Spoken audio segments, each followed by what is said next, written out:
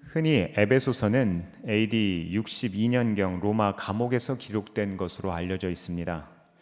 에베소서를 읽다 보면 사도 바울이 감옥에 갇혀 있는 그런 구절들이 많이 나오는데요.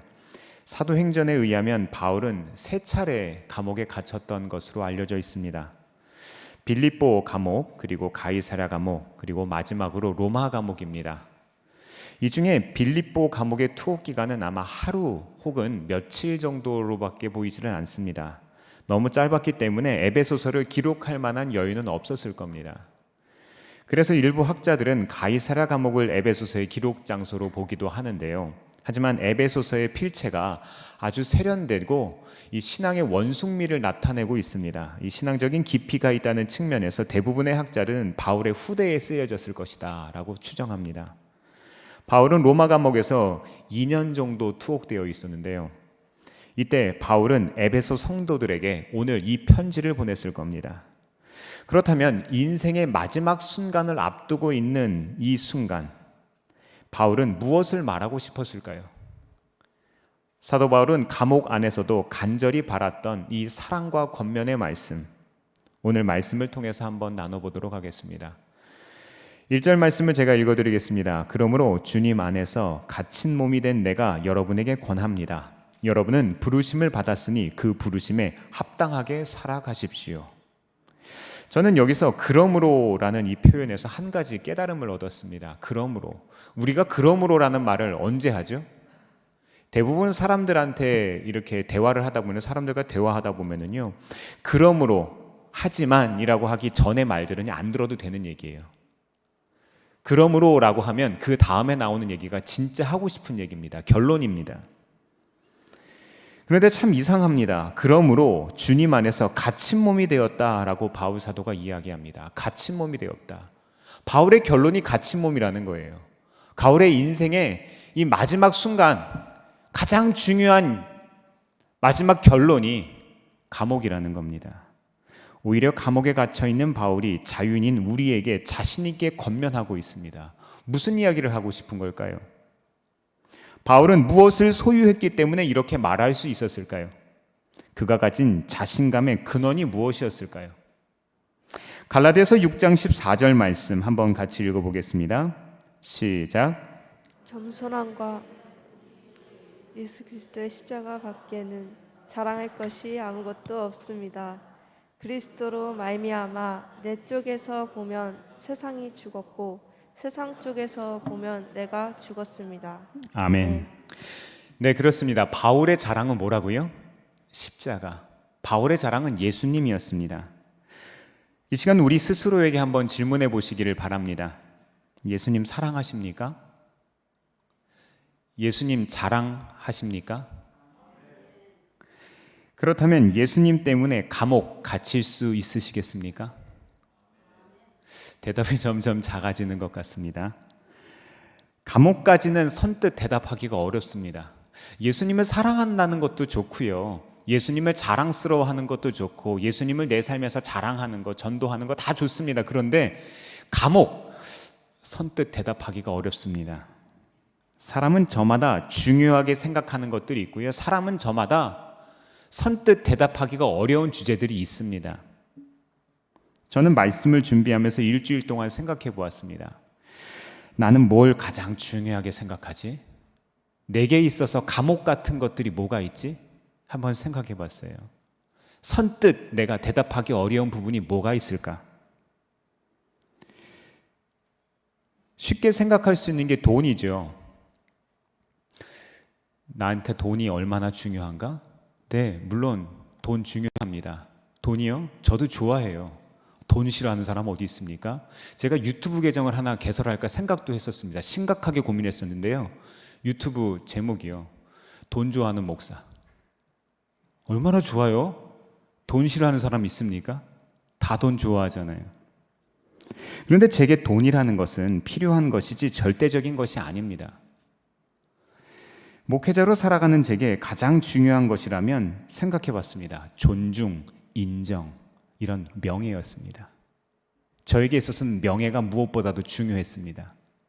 그래서 학위도 공부했고요. 그래서 여기에도 있는 거예요.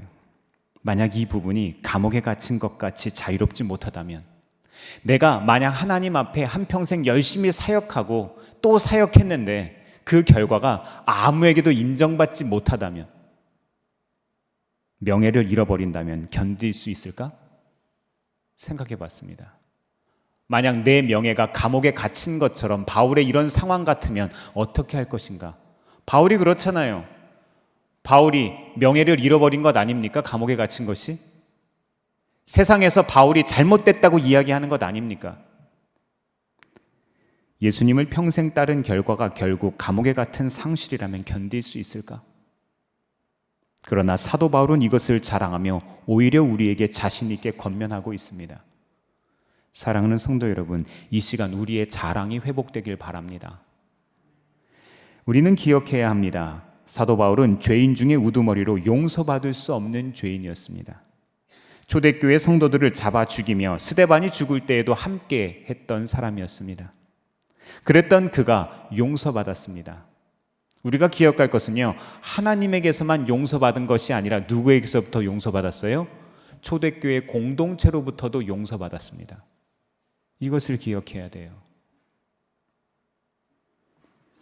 받은 은혜와 사랑이 너무 커서 잊을 수 없었습니다. 자기가 평생을 갚아도 못 갚을 만큼의 그 사랑을 받았기 때문에 바울은 배신할 수 없고 바울은 떠날 수 없었던 겁니다. 그래서 사도 바울은 1절에서 그 부르심을 따르며 살아갔던 것입니다. 저와 여러분은 어떻습니까? 우리들의 부르심은 무엇입니까? 무엇을 위해서 어떻게 살아가고 계십니까? 이 시간 우리의 부르심, 우리의 목적이 회복되길 바랍니다. 에베소서 4장 2절부터 3절까지 말씀 한번 같이 읽어보도록 하겠습니다. 시작. 온유함으로 깍듯이 대하십시오.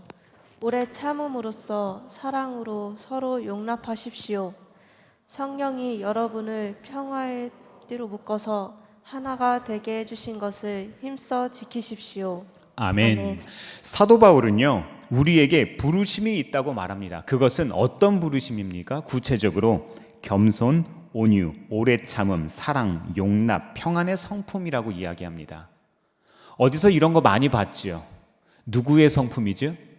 예수님의 성품. 예수님의 성품입니다. 우리의 부르심은 이 땅에서 예수님의 성품을 담는 겁니다. 바울은 우리에게 왜 예수님의 성품을 닮아야 한다고 이야기할까요? 왜 그럴까요? 에베소서 4장 4절부터 6절까지 말씀을 계속해서 같이 읽겠습니다. 시작. 그리스도의 몸도 하나요 성령도 하나입니다. 이와 같이 여러분도 부르심을 받았을 때에 그 부르심의 목표인 소망도 하나였습니다. 주님도 한 분이시요 믿음도 하나요 세례도 하나요 하나님도 한 분이십니다. 하나님은 모든 것의 아버지시요 모든 것 위에 계시고 모든 것을 통하여 계시고 모든 것 안에 계시는 분이십니다. 아멘. 네, 그렇습니다. 그 이유는요, 하나됨입니다. 하나됨. 예수님의 성품을 우리가 닮아야 될 이유는 우리가 하나 되기 위해서입니다. 바울은 이 본문에서 하나라는 표현을 7번이나 사용했습니다. 이렇게 많이 사용하면서 오늘 본문의 주제의 말씀으로 설명하고 있는 겁니다. 즉, 우리가 예수님의 성품을 닮아야 하는 이유는 하나된 교회를 세우기 위해서. 여기서 교회는 건물로서의 교회가 아니라 에클레시아, 믿는 사람들의 무리를 뜻하지요. 믿는 우리 한 사람 한 사람을 세우기 위해서, 우리의 가정을 세우기 위해서, 우리의 속회를 세우기 위해서, 우리의 교회를, 우리의 나라와 민족을 세우기 위해서라고 이야기하는 겁니다.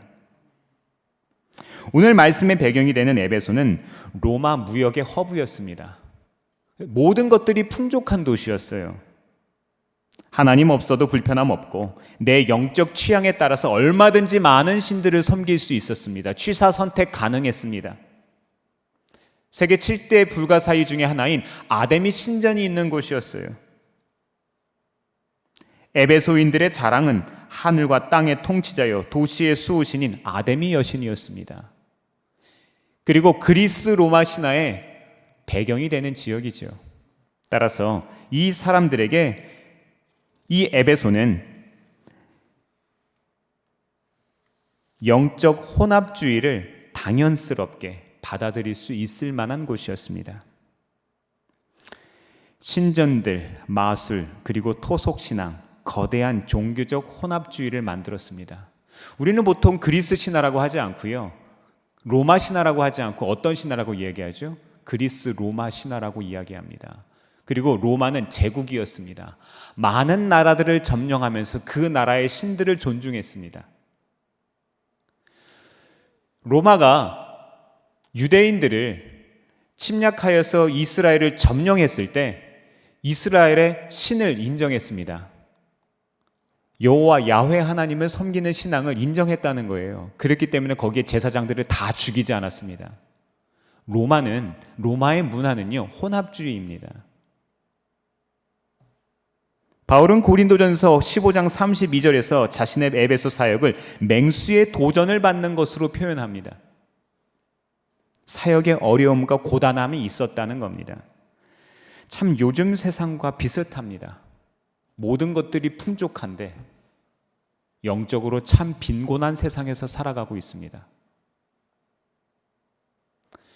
산업화 시대를 지나고 정보화 시대를 지나면서 우리들에게 뭐가 가장 필요한 시대가 되고 있는 줄 아십니까? 영적인 갈망이 충족되는 세대를 살아가고 있습니다. 사람들은요, 하나님의 형상대로 지음받았기 때문에 저마다 초자연적인 부르심, 초자연적인 갈망들이 있는 존재입니다. 그런데 그것이 채워지지를 않죠. 이 시대는 무엇보다도 영적인 공급이 필요한 시대입니다. 이런 상황에서 바울은 우리들에게 한 마음과 한 뜻을 품으라고 이야기합니다. 빌립보서 2장 5절에서 사도 바울은 이렇게 권면합니다. 여러분 안에 이 마음을 품으십시오. 그것은 곧 그리스도 예수의 마음이기도 합니다. 우리 가운데 예수님의 마음, 예수님의 성품이 가득하길 바랍니다. 이런 하나됨의 비밀이 또 무엇이 있을까요? 에베소서 4장 7절 말씀 한번 같이 읽어보겠습니다. 시작. 그러나 하나님께서는 우리 각 사람에게 그리스도께서 나누어 주시는 선물의 분량을 따라서 은혜를 주셨습니다. 아멘. 아멘. 사도 바울은요, 하나됨을 이야기를 하면서 각 사람에게 나누어 주신 다양성이라는 선물이 있다고 이야기합니다. 다양성. 우리가 바벨탑 사건 하면 흔히 어떻게 생각하죠? 저주라고 생각합니다. 그런데 제가 공부했던 그 클레먼트에 있는 교수님들은 한 분이 이런 이야기를 특이하게 하시는 거예요. 바벨탑 사건은 축복입니다. 바벨탑 사건은 우리들에게 하나님께서 다양함을 주신 하나님의 위트 있는 선물이었습니다. 하나님은요, 바벨탑을 지었다고 우리를 다 죽이지 않으셨어요. 오히려 하나님은 다양성, 언어의 다양성이라는 것, 그것에 따라서 문화가 다양해지고 사람의 삶이 다양해지는 이것을 통해서 다양한 삶을 통해서 우리가 겸손을 배우고 하나님의 성품을 배우고 결국에는 하나님의 영광에 다시 이를 수 있는 기회를 주셨다는 겁니다. 놀라운 시각의 전환이죠. 우리들에게는 다양성이 있습니다. 여기 앉아 계시는 분들 옆에 계시면 한번 이렇게 보시면요, 똑같은 사람 없습니다. 쌍둥이도 달라요. 생각도 다르고 취향도 다르고 다 다릅니다. 우리는 똑같아서 누구를 사랑해야 한다면 부부가 사랑할 수 없죠. 어떻게 똑같은 사람이 있습니까? 부부인데도 참 다릅니다. 그렇죠? 어떤 사람은 치약을 가운데서부터 짜고요. 어떤 사람은 치약을 밑에서부터 짜요. 저는 밑에서부터 짭니다. 계속해서 11절부터 12절까지 말씀을 한번 읽어볼까요? 시작. 그분이 어떤 사람은 사도로, 어떤 사람은 예언자로, 어떤 사람은 복음 전도자로, 또 어떤 사람은 목사와 교사로 삼으셨습니다. 그것은 성도들을 준비시켜서 봉사의 일을 하게 하고 그리스도의 몸을 세우게 하려고 하는 것입니다. 아멘. 사도 바울은요, 고린도전서 12장에서 소개한 항목과는 달리 은사를 받은 사람들의 직분을 중심으로 그 중에서도 가르침과 관련된 항목들을 이야기합니다. 이것은 특별히 이 사역들이 갖는 중요성 때문에 그렇게 이야기했을 거예요. 가르치는 것들에 대해서. 그런데 오해하지 말아야 할 것이 있어요. 말씀의 문맥을 보시기 바랍니다. 바울은 특정 직분을 높이려는 의도가 아니라 다양한 사역을 통해서 그리스도의 몸을 세우기 위함이다라고 하면서 그리스도의 몸을 세우는 것에 초점을 맞추고 있습니다. 오히려 직분을 구분하고 나누는 것이 아니라 연합과 통일을 강조하는 거예요. 교회 안에 높고 낮음이 없다는 겁니다. 교회 안에 더 좋고 덜 좋은 것이 있지 않다는 것입니다. 제가 굉장히 궁금했었어요. 왜 교회 안에서 30%밖에 되지 않는 남자들이 거의 대부분의 직분들을 갖고 있을까? 재정부도 왜 남자가 하고, 선교부장도 남자가 하고, 관리부장도 남자가 하고, 왜 남자들이 주일날 회중기도 대표기도를 할까? 궁금하지 않으셨어요? 저는 궁금했어요. 한 종교가 그 나라의 토착 신앙이 돼서 시간이 흐르다 보면 그 나라의 원래의 문화와 결합하게 됩니다. 우리나라는 어떤 문화가 먼저 들어와 있었죠? 유교 문화. 그치요? 가부장적 문화. 물론 우리의 신앙이 참되다는 것, 우리의 고백이 참되다는 것은 우리 모두가 인정하는 바입니다. 그러나 우리의 문화가 우리의 신앙과 하나가 되어서 이것이 약간 다른 모습이 되어버린 거예요. 초대교회 공동체에서 바울 사도가 신약성서에서 이런 얘기를 했죠. 여자들은 잠잠해라. 왜 이런 얘기를 했을까요? 가부장적 의미에서 여자들 보고 잠잠하라는 게 아니고요. 초대교회 공동체 안에 여자 지도자들이 많았기 때문에 한 소리라는 것 아십니까? 놀랍죠?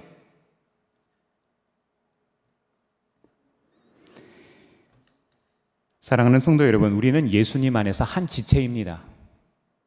우리에겐 높고 낮음이 없습니다. 더 좋은 것, 덜 좋은 것이 없습니다. 건강한 나무는 모든 가지가 함께 자라가야 합니다. 건강한 나무는 뿌리도 튼튼해야 하고 줄기도 튼튼해야 하고 가지도 튼튼해야 합니다. 그래야 열매를 맺습니다. 예수님이 우리의 머리이시고 우리의 포도나무이신데 그 가진 우리들은 어떻게 자라야 하겠습니까? 나를 온전히 자람을 위해서 모든 지체가 함께 자라야 하기 때문입니다. 다양한 직분들을 오늘 바울 사도가 소개하지만 이 직분을 감당하게 하는 힘은 예수님의 성품입니다. 우리 안에 예수님의 성품이 있습니까? 그렇다면 우리 안에 예수님의 이런 성품, 겸손, 온유, 오래 참음, 용납, 사랑과 같은 모습이 자라가야 합니다. 우리의 문화와 상관없이, 우리의 가치관과 상관없이, 우리의 그 어떠한 탁월함과 상관없이 예수님의 성품이 우리 안에서 뿌리내리고 자라가길 바랍니다. 고린도후서 5장 17절은 이렇게 말합니다. 그런즉 누구든지 그리스도 안에 있으면 새로운 피조물이라 이전 것은 지나갔으니 보라 새 것이 되었도다. 우리 안에 이런 예수님의 성품이 이미 부어진 것을 아십니까? 예수님의 성품이 우리 안에 이미 있는 거예요. 내게 있는 것을 잘하게 하는 것과 내게 없는 것을 달라고 하는 것은 전혀 다른 이야기입니다. 우리 안에 이런 성품이 있다는 거예요. 이런 능력이 우리 안에 숨겨져 있다는 겁니다. 우리가 해야 할 일은 이것을 발전시키고 성장시키는 일일 뿐입니다. 그리스도 안에서 거듭난 순간 우리에게는 이 성품이 확실히 회복되었습니다.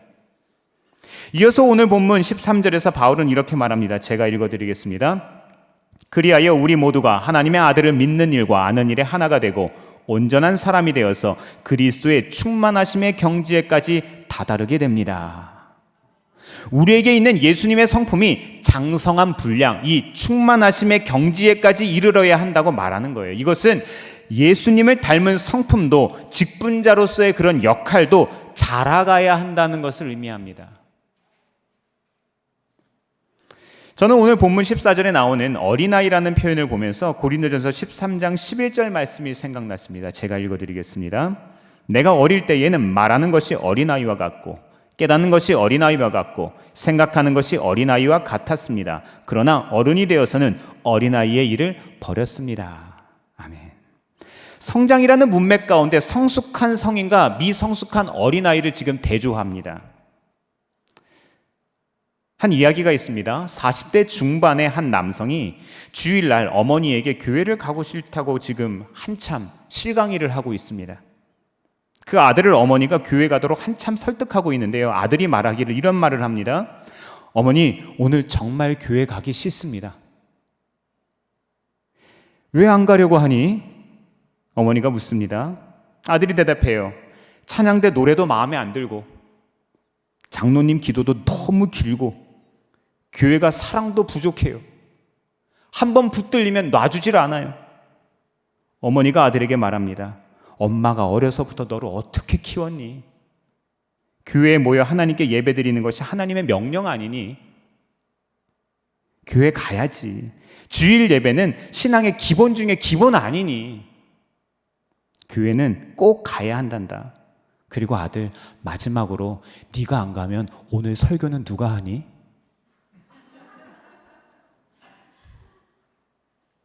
교회 가기 싫다고 투정한 사람 바로 그 교회 담임 목사님입니다. 목사도 설교하기 싫고 교회 가기 싫을 때가 있습니다. 언젠가 제 아내가 저에게 이런 말을 했습니다. 우리가 살아온 신앙의 모습을 보니 제가 힘들 땐 자기가 잡아줬고요, 자기가 힘들 땐 제가 잡아주더랍니다. 그렇게 같이 하루하루를 살아가며 신앙의 여정을 같이 지금까지 해왔습니다. 그렇습니다. 우리는 더불어 함께 자라야 합니다.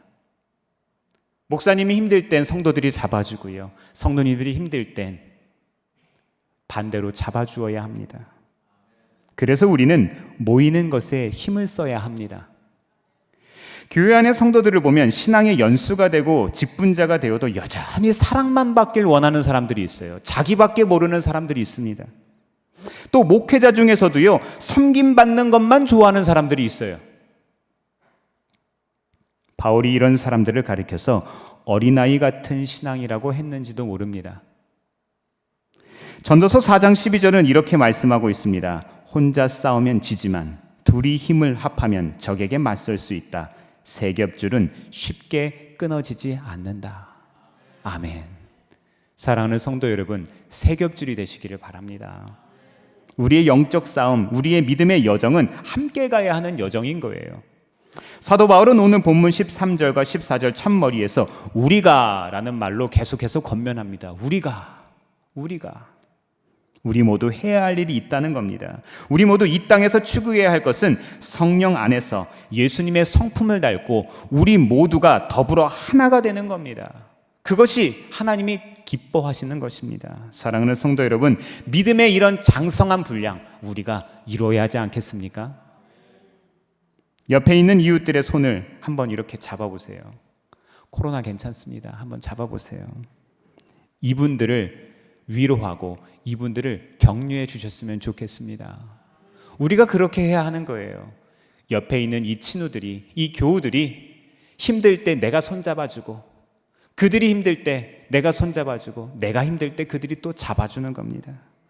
기억하시길 바랍니다. 하나님의 나라는요, 1등만 들어가는 나라가 아니라 우리 모두가 1등이 되는 나라입니다. 오늘 사도 바울은 감옥 안에서도 성도들을 향한 사랑과 권면의 이야기를 하고 있습니다. 하나 되는 것이 교회의 목표라고 말입니다. 그 하나됨을 이루기 위해서 예수님의 성품을 소유하라고 하는데 과연 그것을 어떻게 할 수 있을까요?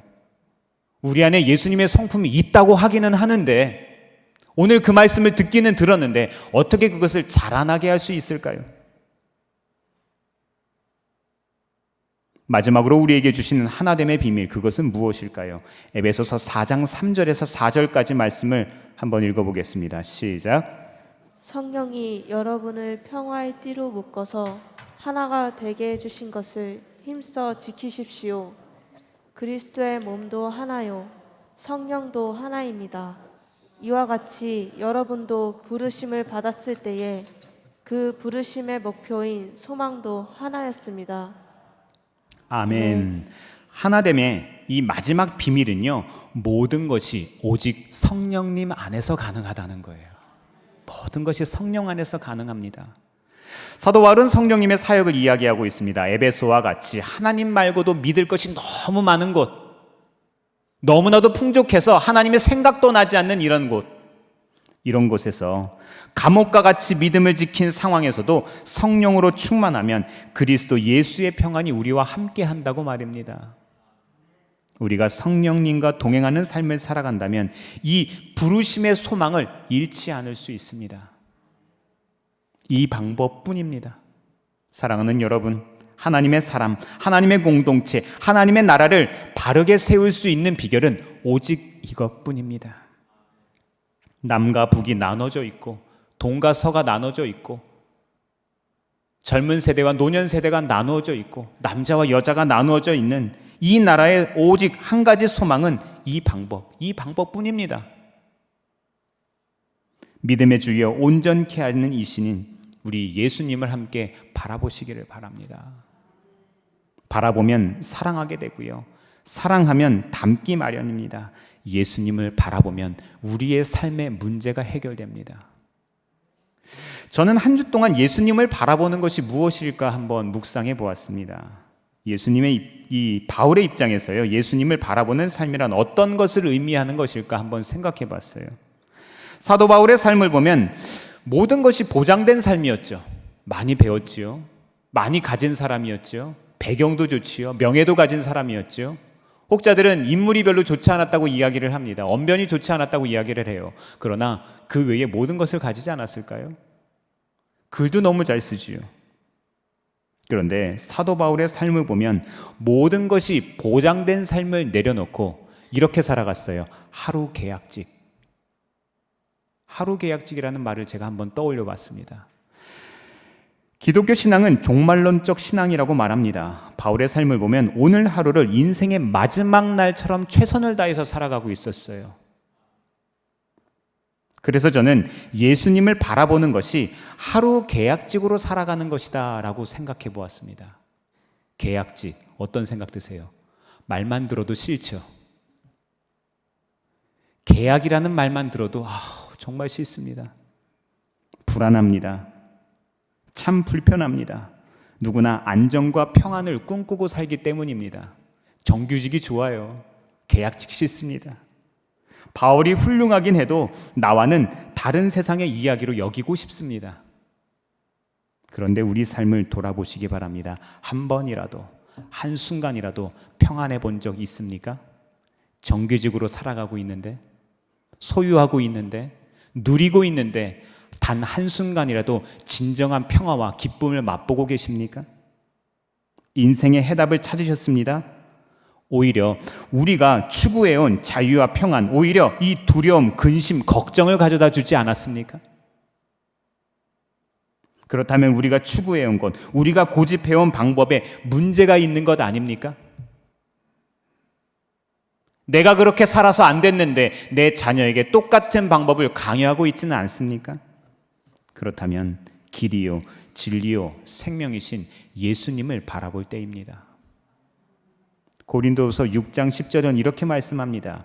근심하는 사람 같으나 항상 기뻐하고 가난한 사람 같으나 많은 사람을 부요하게 하고 아무것도 가지지 않은 사람 같으나 모든 것을 가진 사람입니다. 그분이 주시는 나라는 모든 것을 포기할 때 모든 것을 얻는 나라입니다. 사랑하는 성도 여러분, 하나님은 때때로 우리에게 감옥 같은 상황들을 허락하십니다.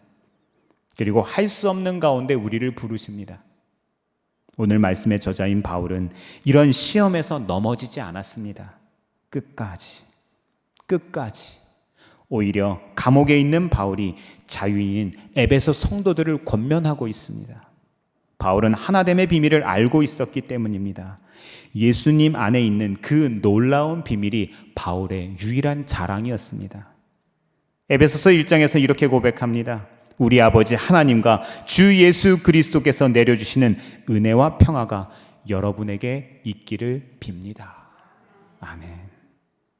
사랑하는 성도 여러분, 오늘 우리는 함께 가야 합니다. 이번 한 주 살아가시면서 감옥 같은 삶에서도 참 자유를 가져다 주시는 그 하나님께 함께 나아가시기를 주의 이름으로 축원합니다. 기도하겠습니다.